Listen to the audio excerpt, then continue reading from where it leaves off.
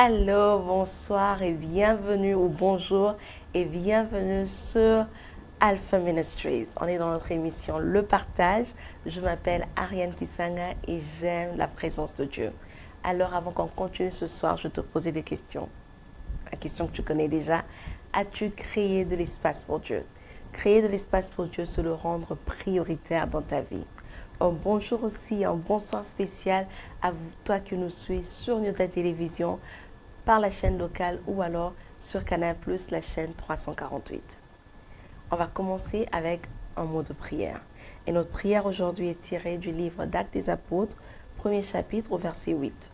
La parole de Dieu nous dit, et je lis dans Louis II, « Mais vous recevrez une puissance, le Saint-Esprit survenant sur vous, et vous serez mes témoins à Jérusalem, dans toute la Judée, dans la Samarie et jusqu'aux extrémités de la terre. » Pour être les témoins de Dieu, de Jésus, pour travailler, pour faire ce que nous avons besoin d'accomplir pour lui, on a besoin de recevoir la puissance qui vient du Saint-Esprit.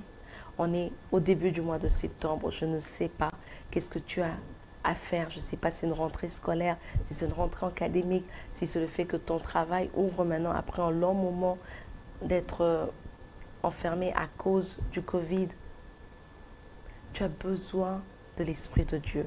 Tu as besoin de cette puissance qui provient de l'Esprit de Dieu pour t'aider à être efficace, pour t'aider à exceller, pour t'aider à parvenir à faire tout ce dont tu as besoin de faire. Alors prions ensemble, on va demander au Saint-Esprit de nous combler, de nous remplir, de nous accompagner, d'être là avec nous. Saint-Esprit, nous voilà encore ce soir ou ce matin, Saint-Esprit.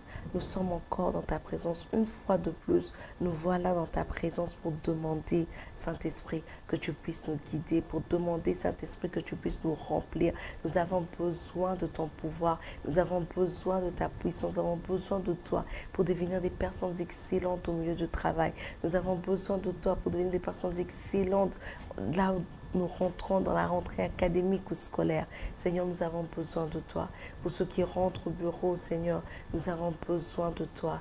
Yahweh, arrose-nous de ta présence. Remplis-nous encore une fois de ta présence. Saint-Esprit, nous voulons t'expérimenter encore une fois dans nos vies. Nous voulons t'expérimenter ce soir aussi.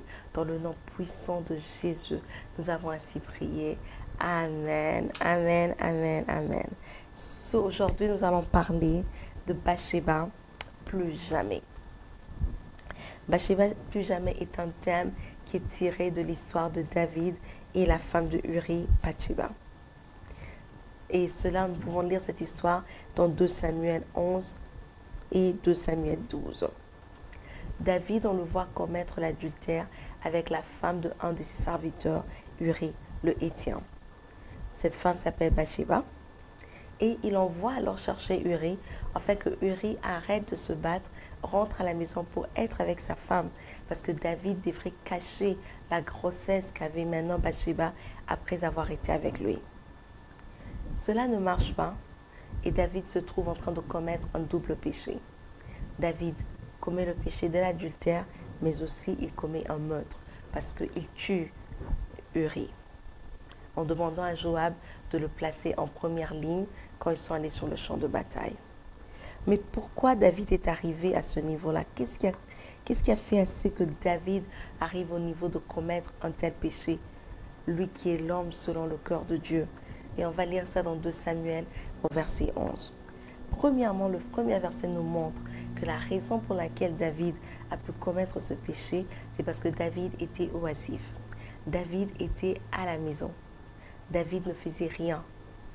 Quand normalement les rois, en ce temps de l'année, devraient se trouver sur les champs de bataille. Tous les rois étaient allés en campagne et David décide de ne pas y aller. David décide de ne rien faire. C'est vrai qu'il était occupé, mais il n'était pas occupé à faire les bonnes choses. Il n'était pas occupé à faire les choses qu'il avait besoin de faire.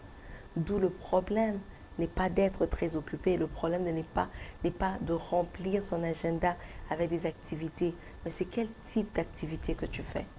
Ton occupation, c'est dans quoi? Est-ce que ce sont des choses qui vont t'aider à grandir? Est-ce que c'est des choses qui vont t'édifier? Ou est-ce que c'est des choses que tu fais juste comme ça, qui n'ont pas de but en fait? Et c'est ça qui s'est passé avec David. Il s'est trouvé qu'il s'ennuyait. Il se trouvait à la maison quand tout le monde était sur le champ de bataille. Et il n'a pas fait ce que ses fonctions du roi l'obligeaient à faire. Toi aussi, tu as le même choix. Tes fonctions, tes rêves, ta destinée te demandent à faire certains choix. Mais si tu décides de faire comme David, de ne pas les suivre, de te mettre peut-être à passer ton temps à suivre la télé, de mettre ton temps à passer tout le temps sur les réseaux sociaux, tu veux sortir, tu veux jouer, tu veux aller boire, tu veux faire tout, sauf investir le temps que tu as besoin d'investir pour arriver au rêve que tu fais, ou le temps que tu as besoin d'investir pour arriver à cette destinée que tu veux avoir pour ta vie. Et dans Proverbe 16, le verset 27 à 29, dans la traduction anglaise de Living Bible Translation, dit que les mains oisives sont un atelier pour les diables et que les lèvres oisives sont son porte-parole. Donc quand tes mains n'ont rien à faire de bénéficiel pour toi, ça devient un atelier pour le diable. Ça veut dire que le diable trouvera ce que tes mains devront faire, si toi tu ne trouves pas quelque chose à donner à tes mains pour faire. La deuxième raison pour laquelle David est arrivé à ce niveau, c'est parce que David a manqué de la discipline. David a été incapable de refuser à son corps ce qui avait plu à ses yeux. Dans 2 Samuel 11, versets 2 à 4, on nous dit que la femme était belle. Mais la femme qui s'est baignée, qui était belle, n'était pas la femme de David. C'était même pas une femme célibataire, c'était la femme de son serviteur. Et David n'a pas eu assez de discipline pour dire à son corps que tu n'auras pas ça. Oui, il y a des choses qui peuvent plaire à tes yeux, mais tu dois être en mesure de dire à ton corps, oui, ça fait plaisir de voir, ça plaît à l'œil, mais c'est pas pour toi.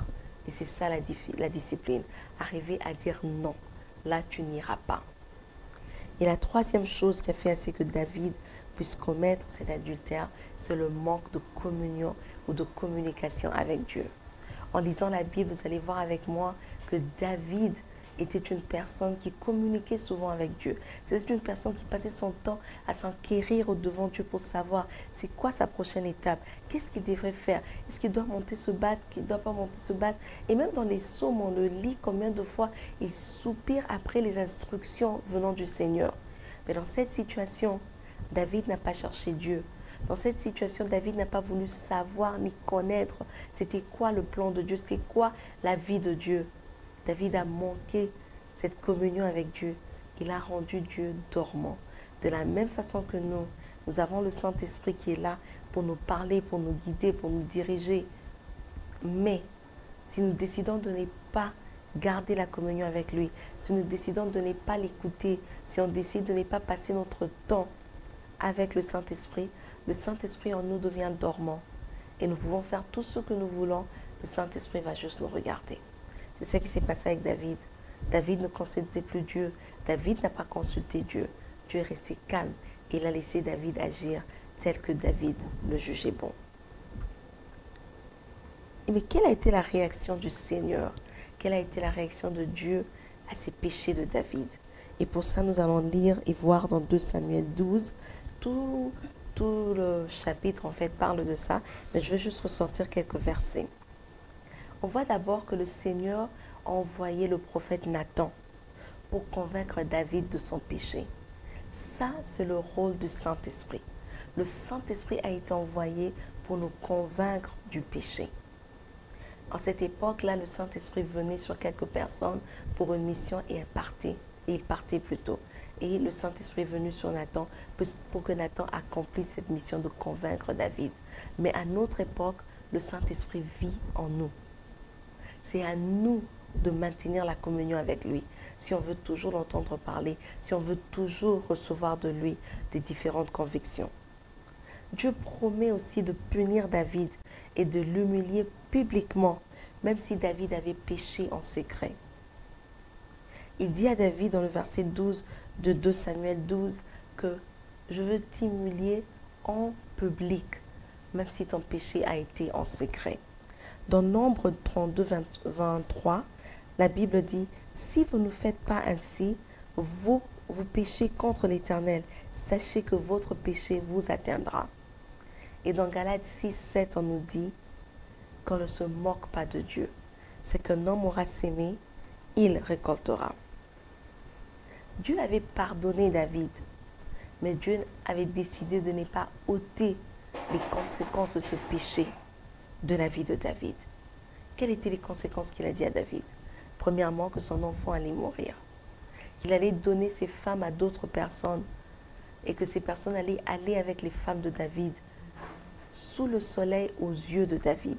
Et de trois, que l'épée ne s'éloignera jamais de la maison de David à cause de ce péché, d'avoir tué Uri et d'être allé avec Bathsheba, la femme d'une autre personne. Le péché, comme nous avons vu, Dieu a pardonné David, mais il a laissé David subir les conséquences. Pour dire que les péchés ont des conséquences. La première conséquence, selon Ésaïe 59, versets 1 à 2, c'est que le péché nous sépare de Dieu.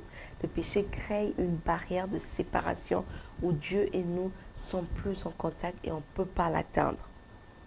Le péché rend courte la main de Dieu sur nos vies. Le péché cache la face de Dieu sur nous. Et le péché fait assez que Dieu ne nous entend plus. Le péché crée une manque de protection de la part de Dieu. Parce que vous voyez, quand Dieu nous pardonne, quand nous sommes en communion avec Dieu, nous bénéficions de la couverture du sang de Jésus. Cette couverture est pour nous une protection. C'est comme des petits insectes qu'on met dans une boîte et qu'on couvre la boîte. Même s'il y avait une poule qui marchait autour, elle n'aura jamais accès à cet insecte-là parce que l'insecte est dans la boîte. Mais si la boîte venait à se trouer, ou si on ouvrait complètement la boîte, si les insectes eux-mêmes trouaient la boîte ou ouvraient complètement la boîte, ils allaient perdre la protection que tu les as offerte. Et la poule va directement avoir accès à ces insectes-là et les bouffer. C'est exactement ce qui se passe. Quand nous sommes en communion avec Christ, en Dieu, Dieu nous donne une protection. Il met en nous une muraille de façon à ce que rien ne peut nous atteindre. Mais si de nous-mêmes, par le péché, nous créons des ouvertures, nous créons des fissures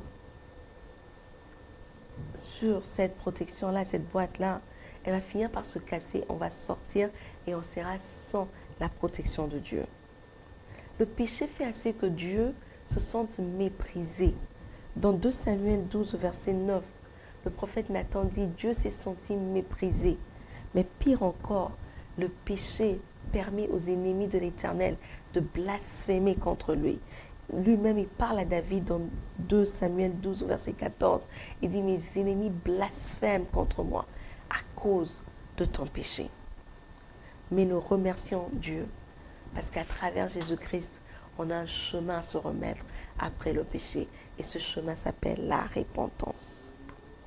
La repentance, c'est un changement de voie. La repentance, c'est un changement de direction.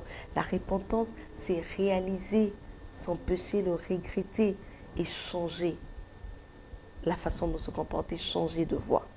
Dans 2 Samuel 12, on dit que David se leva. Quand David se lève, il change de position.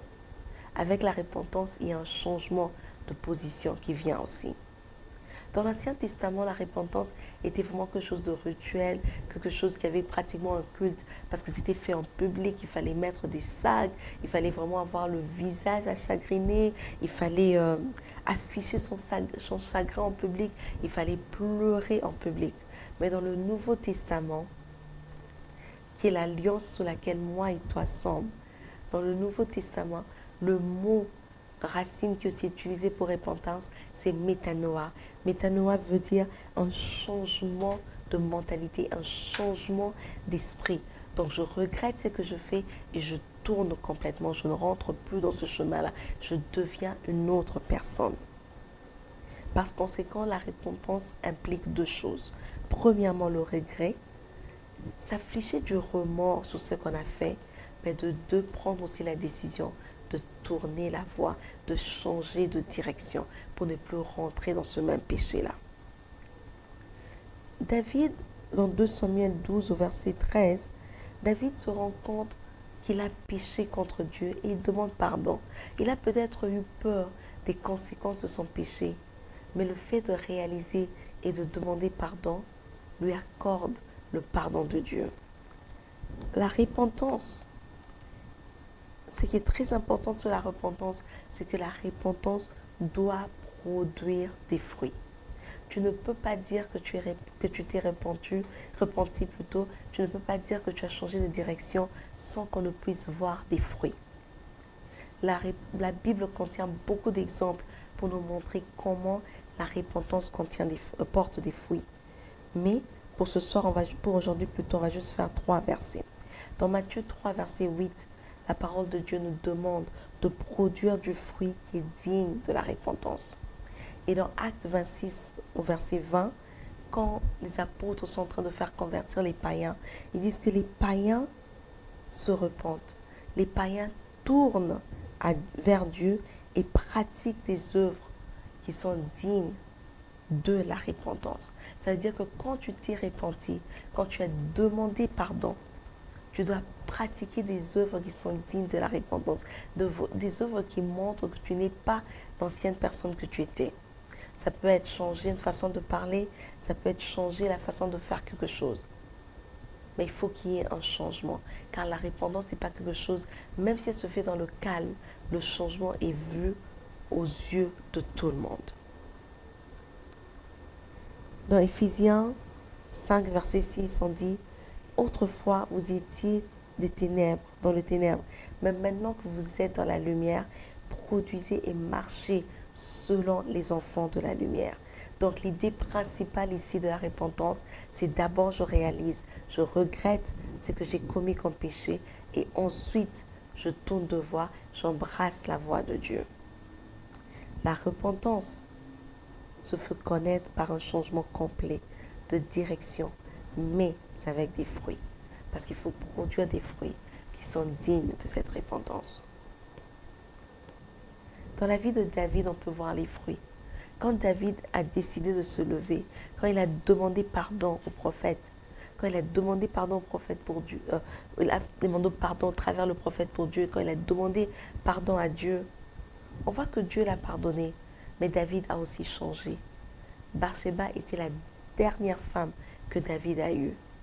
Après elle, David n'a pas eu d'autre femme. En plus, c'est la femme qui a donné à David 4 fils. 4 fils, c'est juste un symbole de grâce. C'est la miséricorde. Dieu dit, ok, je t'ai pardonné, je te donne une autre opportunité. Et il lui donne même beaucoup plus d'enfants que les autres femmes ont eu. Et pourquoi? C'est juste pour montrer la différence. Qu'après notre repentance, Dieu est fier de nous. Il nous donne plus qu'avant même notre repentance. Alors, ça continue. Juste pour qu'on passe un peu à voir. C'est quoi que Dieu promet quand on s'est repenti? Dieu promet d'abord de nous pardonner et de ne plus se souvenir de nos péchés. Dans Hébreux 8, 12 et Isaïe 43, 25, on nous dit que s'il est celui qui pardonne, qui efface nos transgressions et s'en souvient plus. Le mot effacer nos transgressions en anglais, c'est un mot qu'on a utilisé, blot. Ça veut dire quand tu as une tache sur un habit ou sur quelque chose, tu peux prendre un petit morceau de tissu, comme tu peux prendre du papier, comment on appelle ça? Tu essuies tout et tu viens sur cette tache-là et tu commences à absorber la tache. Surtout quand elle est mouillée, tu l'absorbes et tu vas remarquer que le liquide qui était dans la tache se trouve maintenant soit sur ton essuie-tout ou sur le morceau de tissu que tu as utilisé pour essuyer. Après, tu jettes ce morceau de papier-là. C'est ce que Dieu fait avec nos péchés. Quand on vient et que ces péchés sont frais, et dès qu'on demande pardon, il prend avec lui un morceau d'essuie-tout, quoi que ce soit, et se met maintenant à absorber ce péché-là et après le jeter. Et il ne s'en souvient plus. Dieu nous promet de nous accepter dans son royaume. On devient ses enfants et on peut vivre avec lui une autre communion. Il nous donne une seconde opportunité de faire les choses correctement. Dans 1 Corinthiens 5 à 17, la parole de Dieu dit que quand on est en Christ, on devient une nouvelle créature. Voilà, les choses anciennes sont passées et toute chose est devenue nouvelle. C'est ce qui se passe avec la repentance. Donc quand quelqu'un te dit « Ah, je me suis repenti, je ne fais plus ça », il faut vraiment qu'il y ait des fruits, qu'il y ait des preuves que la personne a changé. Parce que si Dieu nous donne une deuxième chance, ce n'est pas pour nous de vivre de la même manière qu'on vivait avant ça. Si Dieu nous accorde une autre opportunité de vivre et de faire les choses correctement, nous devons prendre cette opportunité et vivre et faire les choses correctement afin de lui donner gloire. Dieu est content du fruit qu'on produit après la repentance. Il a tué le fils de David et Bathsheba, le tout premier fils. Mais le deuxième fils, quand il est né, ses parents l'ont appelé Salomon. Lui, il a ajouté Yedidia, qui veut dire ami de Dieu, bien-aimé de Dieu. Pourquoi? Parce qu'il est le fruit de la repentance. Pourquoi? Parce que quand Dieu le voit, Dieu se souvient que son serviteur David l'avait demandé pardon. Dieu se souvient que son serviteur David est encore en communion avec lui. Et Dieu a appelé cet enfant Yedidia, mon bien-aimé, la personne que j'aime. Et on peut voir plus tard comment Dieu a beaucoup béni Salomon, en sagesse et même matériellement. Et c'est ce qui se passe quand nous nous repentons, quand le cœur de Dieu est content de notre repentance et quand notre repentance est sincère, quand elle est faite sous l'idée de la métanoïa, du changement radical des idées, du changement où tu changes vraiment et on ne te retrouve plus dans ce que tu étais avant, car tu es devenu une nouvelle créature. Tu ne peux pas te repentir et demain faire les mêmes choses. On ne peut pas te retrouver aujourd'hui dans le vol. Tu te repentis et demain encore, on vient te trouver dans le vol. Non. Nous devons produire des fruits qui sont dignes de la repentance. Ça veut dire que notre repentance doit être visible pour tout le monde. Tout le monde doit être en mesure de témoigner que réellement il y a eu repentance dans notre vie. Et juste avant de finir aujourd'hui, je veux que tu retiennes ceci. Premièrement, le fait que Dieu est constamment disponible pour nous pardonner ne nous donne pas un ticket pour vivre une vie de péché. On ne peut pas vivre une vie telle que nous voulons juste parce que Dieu est miséricordieux. Non. Parce que souviens-toi que homme, ton péché t'atteindra. Il faut se souvenir de prendre en compte la souveraineté de Dieu. Dieu est souverain. Il décide de faire ce qu'il veut faire, quand il veut le faire, pour qui il veut le faire et comment il veut le faire. Le même Dieu qui a gardé Salomon est le même Dieu qui a tué le premier fils de David. Parce qu'il est souverain. David a jeûné, David a prié, David a dormi par terre afin que son enfant ne puisse pas mourir. Mais fin de compte, Dieu l'a quand même pris. Donc, ce qui veut dire qu'on ne peut pas le mettre dans un carton. Dieu fera ce que lui décide de faire. Il peut décider de te pardonner tes péchés et tu ne payes pour rien. C'est une grâce. La grâce qu'on donne à une personne comme ça, on appelle ça la miséricorde. Normalement, tu devrais être sanctionné. Normalement, tu devrais payer pour le péché que tu as commis. Mais Dieu voit et dit non, tu ne payes pas. Je te laisse. David a payé et lui était l'homme selon le cœur de Dieu. Donc si toi tu ne payes pas, ce n'est pas parce que tu es meilleur que David ou qui que ce soit, c'est juste parce que Dieu a décidé de déverser sa grâce de façon à ce que tu ne puisses pas payer.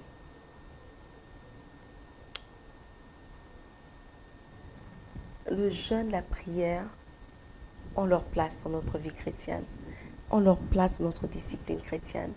Mais le jeûne et la prière ne remplaceront pas, ne forceront jamais la main de Dieu dans nos vies. Bathsheba était pour David un point de rupture. Bathsheba était ce point où David a dit « ça suffit, plus jamais. Je ne tournerai plus, je ne rentrerai plus à ça. » Et il a changé de vie. On n'entend plus parler de David, a pris la femme de quelqu'un d'autre. David est devenu une personne totalement différente. Est-ce que tu es arrivé à ce point-là? Est-ce que tu veux faire une rupture avec le péché? Le péché, c'est pas seulement ce que David a fait. C'est pas seulement l'adultère. Le péché, c'est tout ce dont Dieu n'approuve pas. Donc si tu es une femme et tu es impoli envers ton mari, tu pêches. Parce que Dieu n'approuve pas de cela. La Bible dit, femme, soyez soumise. Si tu es un marié, tu ne sais pas aimer ta femme et que tu la maltraites, tu pêches aussi. Parce que c'est contre la parole de Dieu. Si tu es un enfant que tu n'as pas de respect pour tes parents, tu pêches. Donc il ne suffit pas de pointer le doigt pour dire telle et telle personne est pécheur, et pécheur plutôt, pécheresse. Mais de te regarder, de voir qu'est-ce que je fais dont Dieu n'est pas fier. Qu'est-ce que je fais qui est contre la parole de Dieu et décider de ne plus jamais le refaire. De repentir, faire une métanoïa, changer de direction et de ne plus jamais rentrer dans ça. C'est ce que Bathsheba a été pour David. Je ne sais pas quel est ton Bathsheba. Quel est le point où tu dis ça suffit, j'arrête là et je ne fais plus jamais. On va incliner nos têtes dans la prière. Pour arriver à ce point-là, il faut que le Saint-Esprit lui-même t'emmène la conviction dans le cœur. Sans le Saint-Esprit, tu ne le feras pas. Ce n'est pas ta tête qui va t'emmener à le faire, mais c'est la présence du Saint-Esprit. Alors tu vas demander au Saint-Esprit d'être encore plus présent dans ta vie. Tu vas demander pardon au Saint-Esprit pour le temps où tu l'as attristé, où il s'est dû. Mais tu vas dire, Saint-Esprit, réveille-moi. Réveille-toi au-dedans de moi. Convainc-moi des péchés, parle-moi. Ne me laisse pas dormir. Si j'ai péché, Saint-Esprit, je te donne le libre accès de me parler, de me montrer ce que je dois faire pour réparer. Mais peut-être aussi tu as suivi et tu te dis, je suis à mon point de Bathsheba. Je veux arrêter, mais je ne sais pas comment. Je veux rencontrer ce Christ, ce Saint-Esprit qui nous aide. Fais simplement cette prière après moi. Seigneur, pardonne-moi pour mes offenses. Je t'ai laissé tomber. Je me suis mal comportée envers toi. Je te demande de me pardonner, Seigneur. S'il te plaît, Éternel, pardonne-moi. Je te reçois comme Seigneur et Sauveur de ma vie. Je donne au Saint-Esprit le plein accès de contrôler cette vie.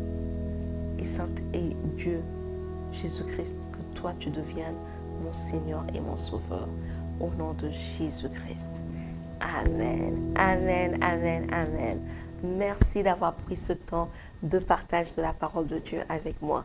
J'espère que vous êtes bénis par ce temps. Si tu nous as suivis à la télé ou sur Canal+, rassure-toi de dire à quelqu'un de venir la semaine prochaine au rendez-vous encore Alpha Ministries, le partage sur Nyota Télévision.